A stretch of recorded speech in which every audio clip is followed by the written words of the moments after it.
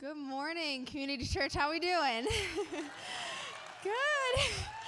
Oh, man, I'm so excited. We're going to have so much fun today. It's so good to see you guys. Even though it's cold, we come out and we make it happen. The energy is great in here. I'm really excited. But, man, how good has this series been? I know we took a week off for the Super Bowl last week, but this series about letting go has been so powerful. Has it been, really ministering to you? It has done so much in my life these past few weeks, just talking about letting go of the things that hold us back in our lives, the things that keep us from moving forward into God's purpose and plan for what He has for us in our future. And so here's what I know, here's what I'm learning, is that it's not easy to let go of a lot of things in our life. It's not easy to let go of the things that have a hold on us. And this series has been so profound for me. Week 1, we talked about letting go of our past. That when we hang on to the things of the past, it keeps us from moving forward into the fullness of our future. Week 2, we talked about letting go of hurt and instead embracing forgiveness. Week 3, that was the toughest one for me to hear, but also my favorite, was all about letting go of shame. And so it's been just this really eye-opening experience, I think, for all of us to be able to examine our lives and look at the things that have a hold on us, look at the weight that we often carry around without even realizing it. These things that we hold really tightly onto sometimes just sneak up in our lives. And so it's been so cool to just really identify and find freedom in letting those things go. And so I do want to make something clear about this series, though. This is not like some self-help series, right? This is, self-help is an oxymoron or a paradox or whatever you want to call it. If you could help yourself, you would have done it a long time ago. And the reason that it's, it doesn't work to just help ourselves is because sometimes these things are just bigger than us. And so the reason at the core of this series, the way that we framed it is that we're constantly pointing the arrow back to God, back to His purpose, back to His plan, back to His promise for us. Because we can't do this alone. We cannot let go of the weight of this world by our own strength. And so we're constantly pointing the arrow back to God. And today, I'm really excited for what we're going to talk about because I actually know that when we let go of this thing, it becomes a catalyst for letting go so many other things in our life. It's just a total trickle effect. And so today, we are talking about letting go of control. We are letting go of control. Can I get a hand up for all the control freaks in the room? Oh my gosh, I'm in good company. This is great. If you're raising the hand of your neighbor, it's you. You're the control freak. So, what I love about control freaks is that we're either super loud and proud about it or totally oblivious and unaware. So if you're not sure if this message is for you, let me pose a couple scenarios that might help reframe this. If this morning you got into a knockout, drag-down fight with a 4-year-old because her skirt didn't match her shirt, you might have a control problem. If you have to have control of the remote control all of the time, that might be an indicator. If it drives you absolutely bonkers when people walk on your freshly vacuumed lines, you might have a control problem. If you've ever been in the passenger seat and grabbed the driver's side steering wheel or slammed on the invisible brakes, you might have a control problem. If you have to be the one that you're the one that maps out the itinerary, or you manage the finances, or you're the one deciding, hey guys, it's time to rock and roll, we gotta go, and you just have to be the one in charge of the schedule and everything's gotta be just so, you might have a control problem. In my mind, sometimes I'll frame it to kind of reason with myself, and I'm no, I'm super flexible. As long as everything goes exactly the way that I need it to go, I'm super flexible. It's totally fine. But listen, like I said, we are in good company. I'm right there with you, and there is hope for all of us. So we are gonna walk through this journey to get truly together. This sermon, it's so funny. If I can just be honest for a second, my thing with control, my biggest issue, I just don't like being told what to do. A few weeks ago, my dad's all right, guys, I'm super excited about this series for the new year. We're going to be talking about letting go. So we're going to be talking about letting go of shame, letting go of our past. Kate, you're going to do the sermon on control. And in my mind, I'm don't tell me what to do. Just kidding. I'm super honored to be here. This is totally a joke. But like, for a real example, I love to cook. If you feel inclined to pop your head in the kitchen while I'm chopping an onion and tell me how I should be chopping the onion, I guarantee it's not the onion that's gonna get chopped, okay? But the ugly truth is that this is a real thing that we all struggle with. We all struggle with this, and in my own life, there have been so many times because of this desire for things to just go my way, I end up pushing people that I deeply love away. I've hurt the people in my life. I've hurt myself because of this. I've pushed God away because I've convinced myself that I know better and that I know best. And so, in all honesty, every time I've tried to exert control in my life, it just never goes well. It doesn't. Someone gets hurt in the end. And so here's what we're going to do today, and here's really what I'm learning, is that there is a better way to live your life than holding on to control. There's a better way to live. And so, I mean, really, there's just this better way to build relationships and build friendships. There's a better way to pursue and build your career. There's a better way to build a family than holding on and trying to control everything and everyone around you. There's a better way, and so we're going to talk about that, but before we get into that, I kind of just want to contextualize this message and really talk about what control is and what it does to us, what it does to our relationships. And so the reality is, at the end of the day, control ultimately always leads to fear. Control leads to fear. That's what it does. And so the more that we try to control the situation, the more that we try to control the things going on around us, the deeper we fear losing control. And so then we fear losing control, so we hold on even tighter, and then we try to control that thing, and it just ends up in this vicious cycle that only ends in a life filled with fear and anxiety. And if you're anything like me, you love to be certain of things. Like, you love to have all the confidence in the world. You love to have your ducks in a row. You like to have the plan. On your iPhone home screen, you've got like the weather app and the maps app and the clock app, so you know what time we have to leave and how much time it's going to take to get there, even if there's traffic, and you know how windy it is and what the sun index is, so I can dress appropriately, and I know what time we got to be there in 3 different time zones, and I know who's going to be there and what the vibes are going to be, and I just love to be certain of the whole situation, right? Because we love to be in control of as many elements as possible. Or maybe, like, I used to work in the restaurant industry, and I would literally memorize the next, 2-week schedule so that I could, really look forward to that one day with my favorite coworker, and then, mentally prepare for the day that I had to work with a coworker that I could barely stand, you know?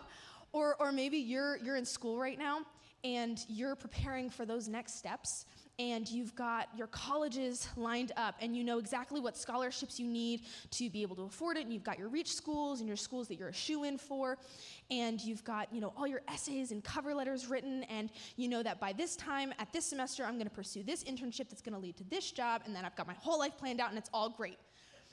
But here's the part about control, is that even though we think that we can map out and plan out and be certain of all the elements of a situation or plan, at the end of the day, there's still that what if.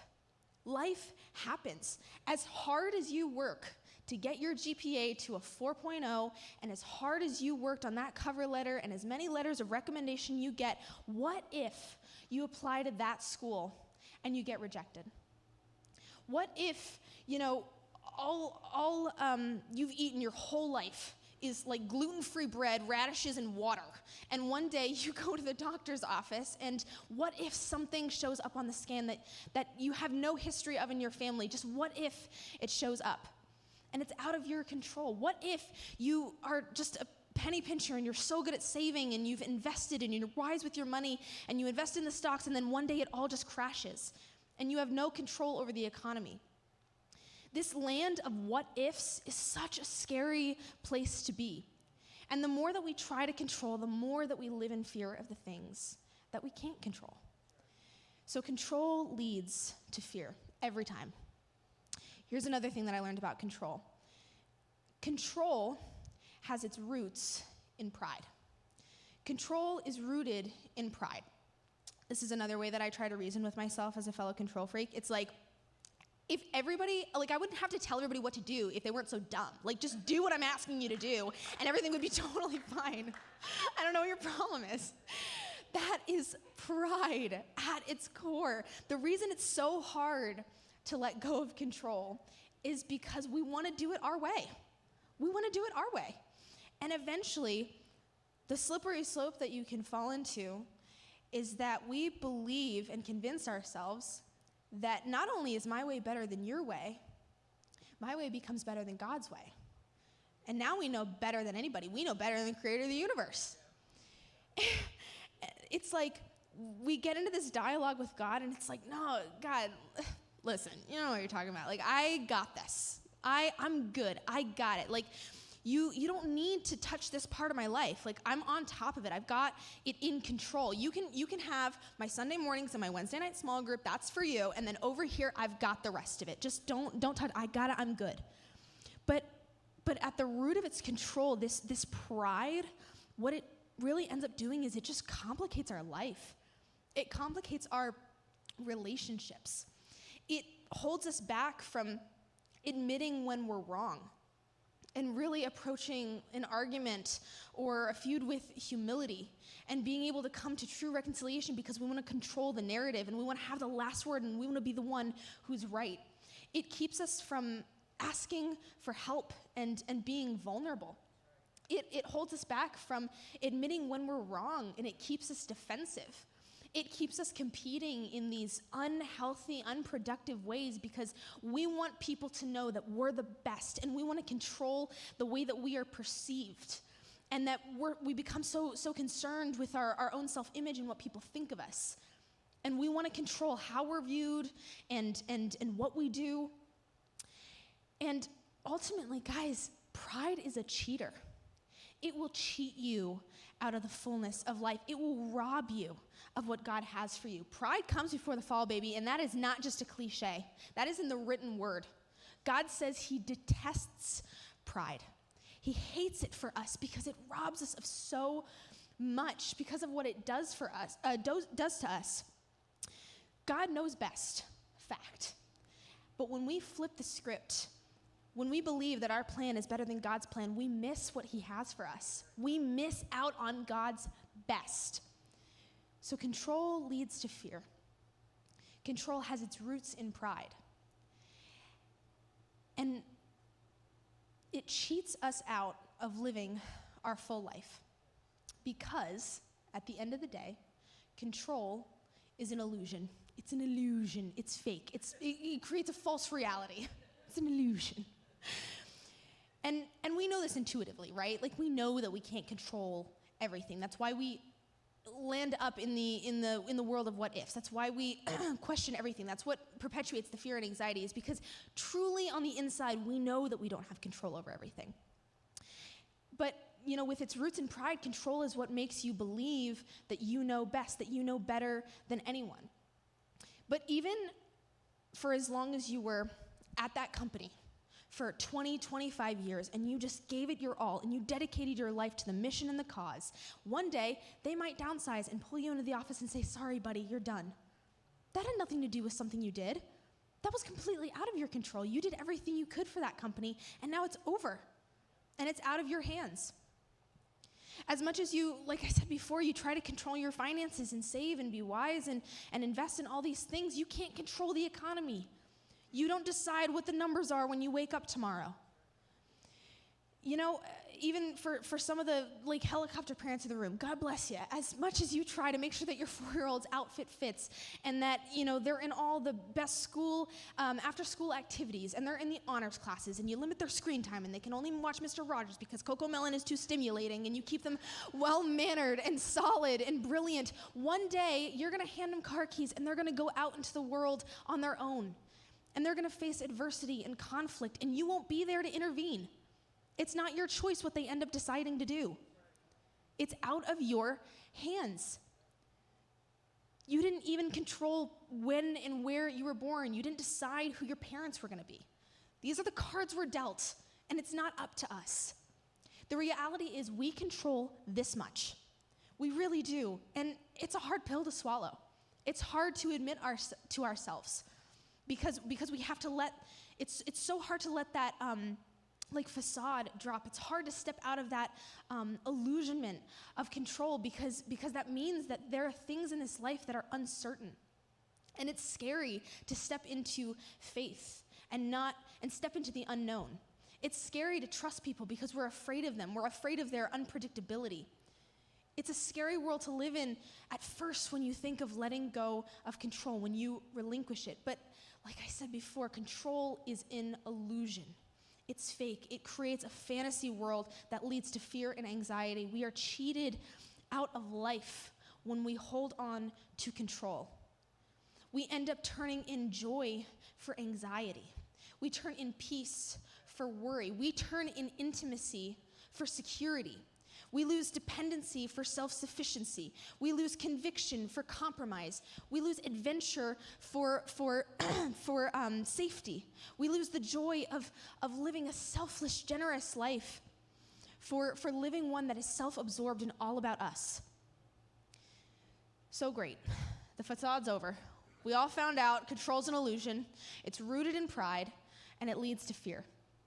So what do we do about it? What's the solution? It's really easy. Choose to put your trust in God. You're like, I knew she was going to say that. I knew it. Because it's true. The truth is simple. Of course you knew. We all know these things instinctively. The answer is simple. Choose to put your trust in God. Here's the thing. Choosing to trust God simply means having the willingness to believe that there is a God that is in control. There is a God that is in control. As long as we keep ourselves convinced that we can do better at life than God, we miss out on all that God has and wants to do in and through us. We actually miss out on God's best. And so listen, bottom line is, God's more capable at running the universe than you and I. That's why he's doing it and not me, okay? He knows what's up, and when we can loosen our grip and humble ourselves and surrender our plans and surrender our time and surrender our treasures to God, that is when God will do more above and beyond what we could ever ask for, think, or imagine. It's just the truth. So, in the remaining time, I gotta tell you a story. I love telling stories.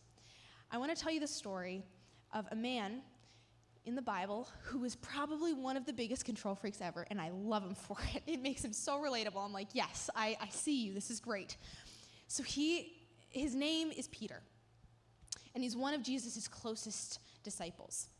And he had control issues big time. He was not the humblest of the bunch, okay? He's just kind of like this gung-ho, like, dive in, act before you think, like macho man. He's got, his head on a swivel.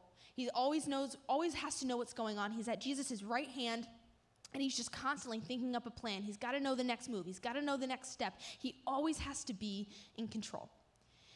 Now, for context of who Peter is, it's important to note that before he became a disciple, he was a fisherman. Actually, he was more than that. He was a businessman, and a really successful one at that. He was the guy that was calling the shots. He was the big man on campus. He was the boss man. He was the one telling everybody what to do. He managed the sales and the fleet of boats and the schedule and the meetings and all of it. He ran the show. He was in control, and he did a great job. He was wildly successful. His house, Peter's house, stands to this day. It's one of the biggest in the city, in the city that he lived in. And so he was incredibly wealthy and successful in what he did. And it started to build that certainty and that confidence that we get, built that pride that he knows how to do things.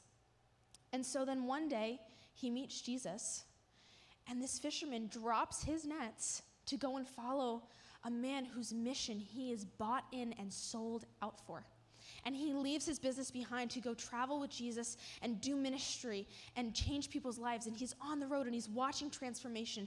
And he just falls in love with Jesus. They become best friends. And he's just so bought in and ready to do anything for his friend and for this vision and for this mission. And so, like I said, he's just always at Jesus' right hand. He's always coming up with a plan. He's always wanting to be 2 steps ahead. He always wants to be in control. And in their time together, Jesus is constantly alluding and foreshadowing and casting vision for who he is, for what he came to do. He's casting vision, foreshadowing this incredible restoration of humanity, for the peace and the blessing that is going to flow out from the work that he does. He is humanity's Savior. And in Matthew chapter 26, we start to reach the final days of Jesus' ministry, some of his final days with his disciples. And in Peter's mind, he knows exactly what Jesus is talking about. He's played it out a million times in his head. Like he just envisions like this incredible, like Jesus just busting down the door and like making things right again and telling everybody what they need to do, and just this like insane heroic moment, right? That's just intense, and Jesus comes in with all the authority in the world. And this is how Peter starts to envision what the end of Jesus' ministry is going to look like, how he saves humanity. And so he plays up this image in his mind, but we start to see the story unfold, and we're brought to this scene in the upper room at the Last Supper. This is the last time that Jesus eats with his disciples before his death. And he starts dropping bombs on these guys. The scene is heavy. He's talking about betrayal, how one of them will betray him, how one of them will deny him, and the disciples are just like, oh God, will it be me? But Peter, with all the certainty and confidence in the world, pipes up and he's like, Jesus, I would never do that. And Jesus is like, yes, you would. Peter's like, no, I would not. Jesus is like, yes, you would. Actually, not even once, 3 times you'll do it, Peter, on this very night. It literally says in Matthew 26, verse 34, truly I tell you, Jesus answered, this very night before the rooster crows, you will disown me 3 times. And Peter says, I would die before I disown you. So the story continues, and they finish dinner. And Jesus brings Peter and 2 other disciples with him to the Garden of Gethsemane to keep watch while he prays. And in verse 47, it says this, Judas, one of the 12 disciples, arrived. With him was a large crowd armed with swords and clubs sent from the chief priests and the elders of the people. Now the betrayer had arranged a signal with them. The one I kiss is the man. Arrest him. Going at once to Jesus, Judas said, greetings, Rabbi, and kissed him. Jesus replied, do what you came for, friend. And then the men stepped forward, seized Jesus, and arrested him. So now we're in Peter's mind, and he's watching the betrayal. One of his friends betrayed Jesus, the man that they have walked and loved and just been bought out for. And he watches this betrayal happen, and he thinks, now is my chance. Judas did what Jesus said he'd do, but I'm not going to fall prey to that. I'm not going to do what Jesus said I was going to do. I've got this. I'm in control. Jesus, I'm going to show you. I'm going to show everybody. I'm better than that. I'll show you who's in control. I know what's up. I got this. And so I told you, he's the tough guy. He believes, he's like, I can handle this. I know what the right thing to do is. And it says in verse 51, with that, one of Jesus' companions, this is Peter, reached for his sword, drew it out, and struck the servant of the high priest, cutting off his ear. Cut off the dude's ear. I told you Peter was gung-ho. He is willing to do anything to show Jesus.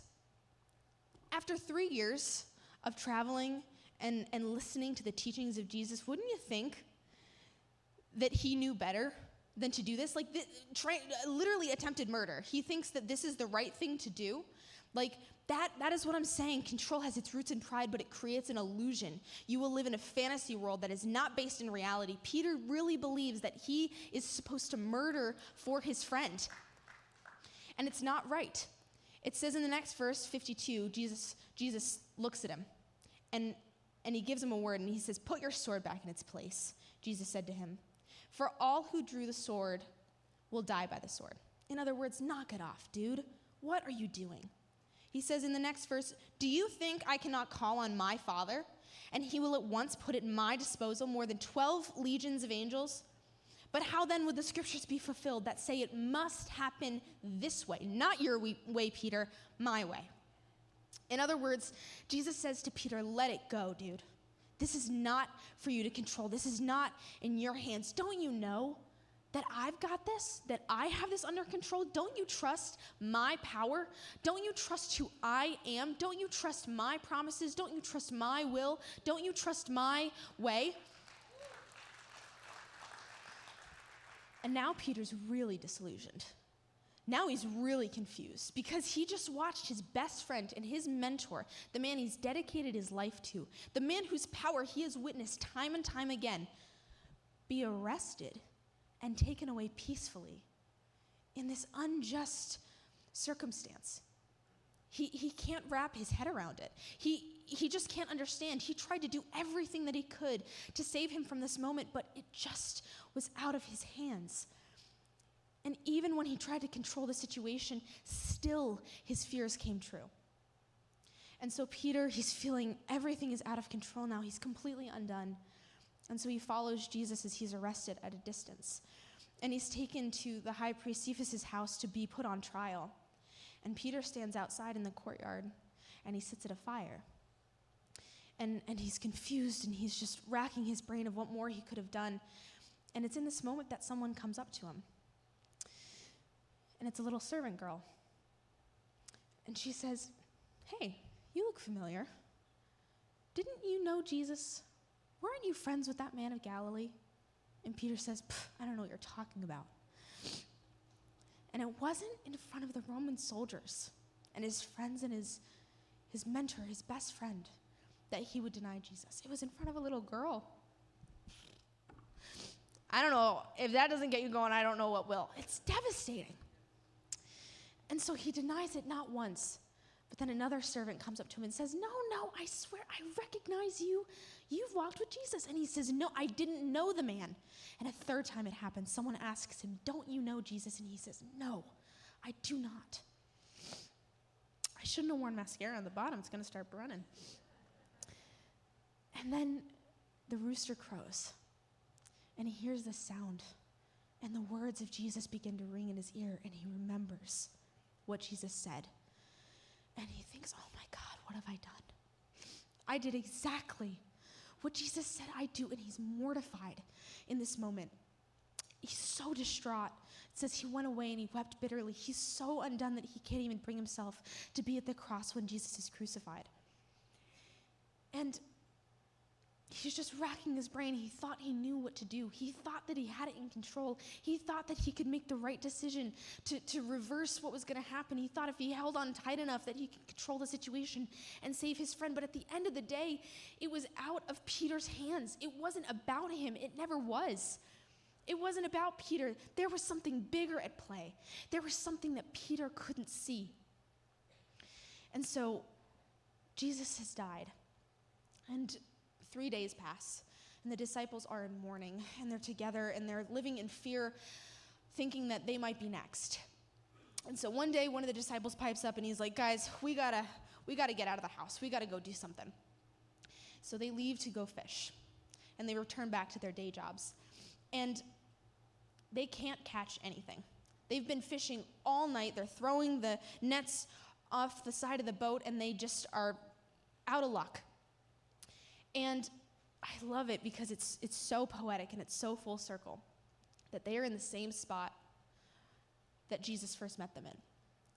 And from the beach, they hear a voice, and it says, hey, cast your nets on the other side. Just try it. See what happens.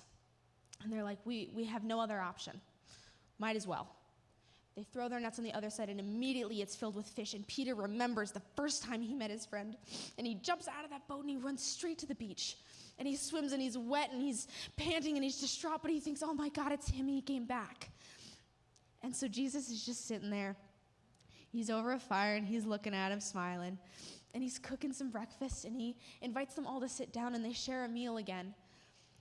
And after breakfast, it says this in John chapter 21, verse 15.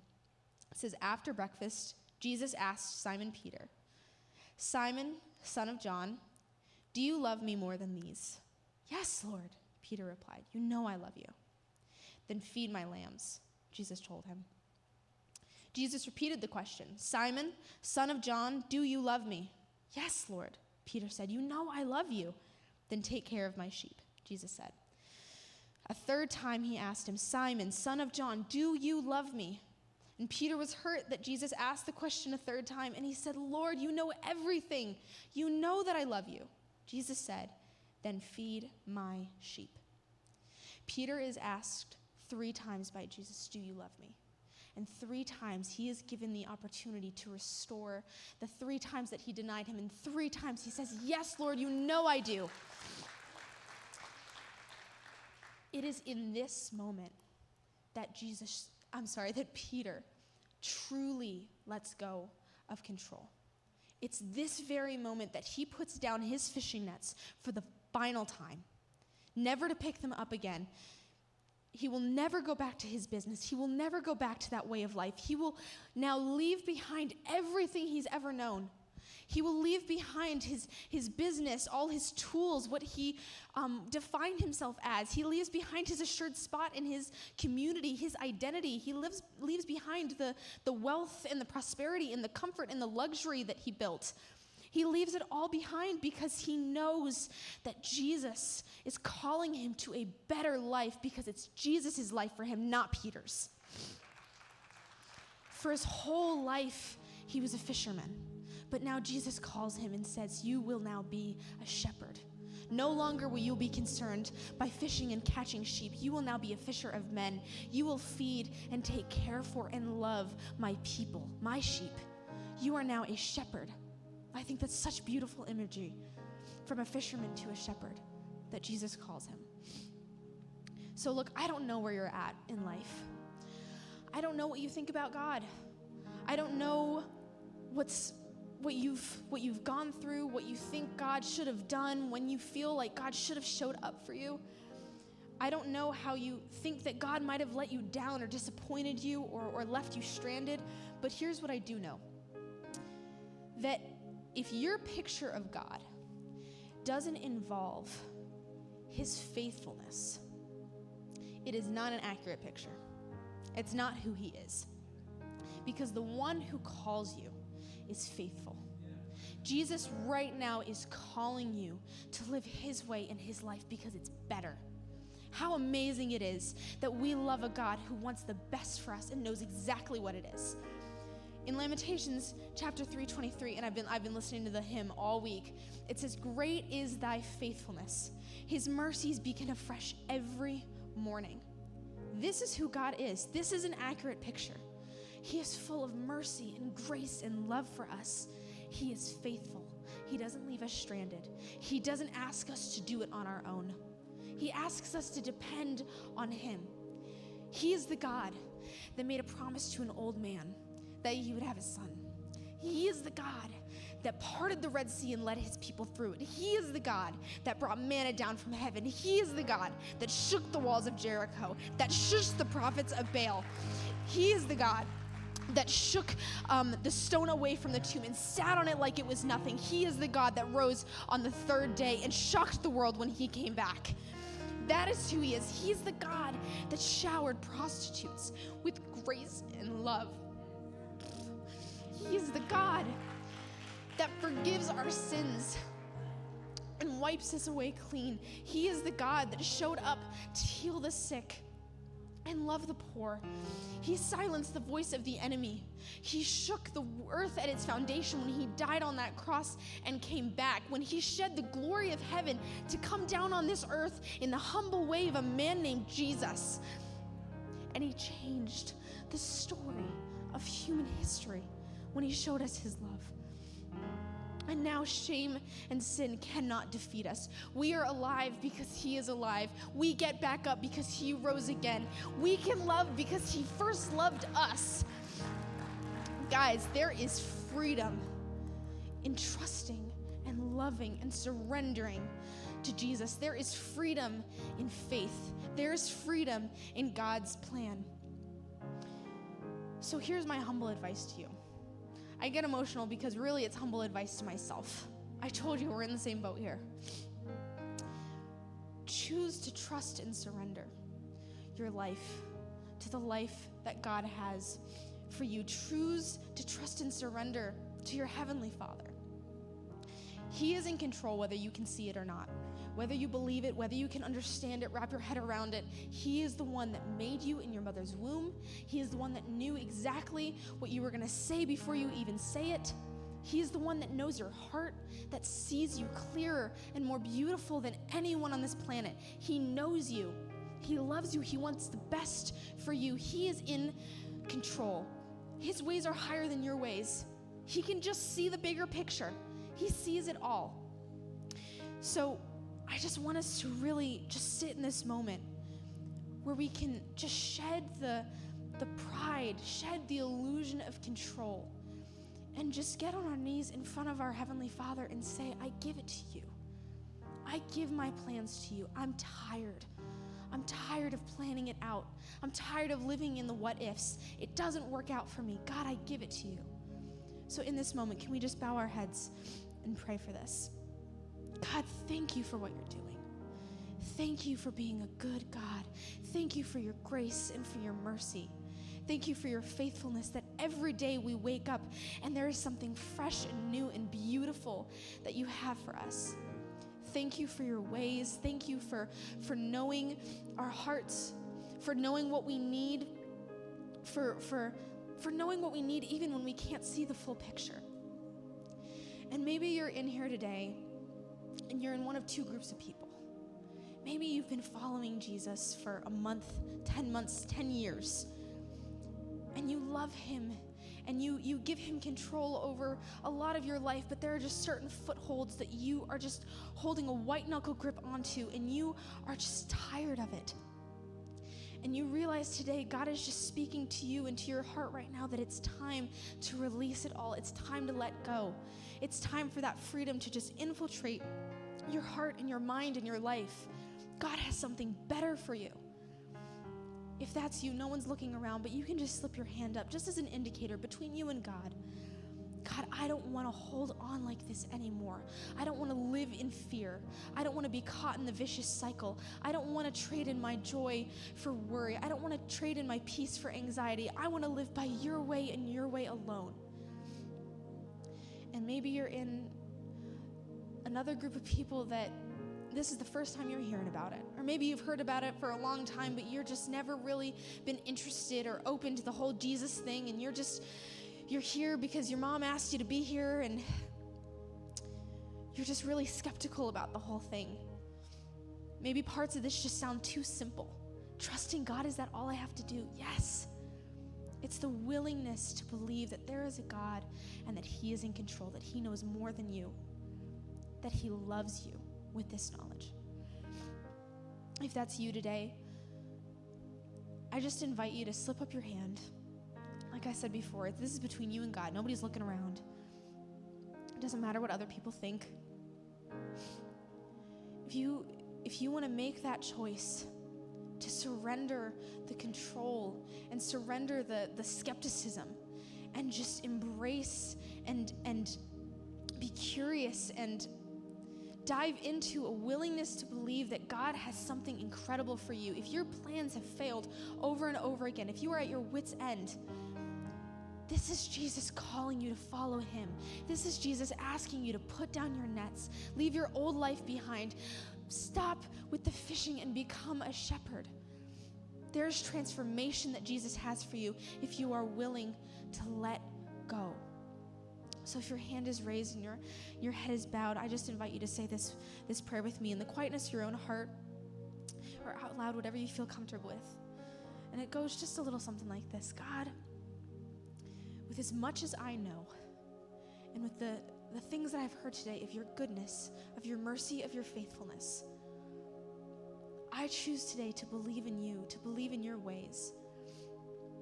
I trust that you love me enough to lead me to clear waters and calm pastures, that you would lead me to a place of full life. If that's you, God, I just pray that God would come into your heart right now, that you would become a part of the family of God, and that you would experience the freedom and the peace and the grace that he has fresh every morning. We love you. We thank you for what you're doing, God, for in this place, for what you're going to do even when we walk out through these doors. Continue your work, not just in this place, but as soon as we leave. Continue to stir in our hearts and be with us as we walk out. In your name I pray.